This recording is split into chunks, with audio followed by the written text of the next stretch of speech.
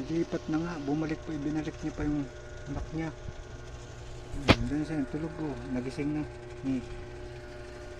Pati mo na ilaw kasi. Okay, pati mo na ilaw. Ayan. Isapin mo na yan. Alisin mo na ito isa. Alisin mo na ito. Basa na yun eh.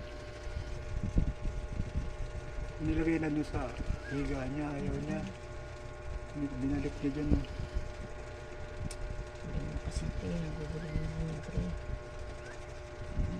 Basa na kasi yung isang ano niya. Hindi siya basa. Baka madago na ni Dandan yan mamaya. Pati mo. Nahanap ko eh. Diyan pala nasa loob ng kumot nitong isa.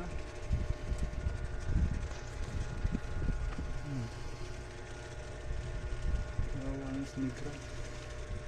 Natulo yung luha niya kanina eh. Meron pa siguro yan. Ay kanina dalawa lang eh. Meron pa yan.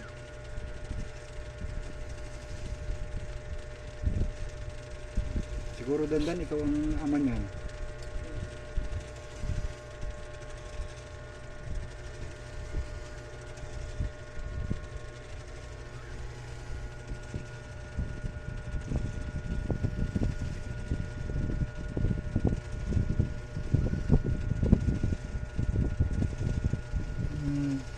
Dalawa niyang anak namatay na parehas.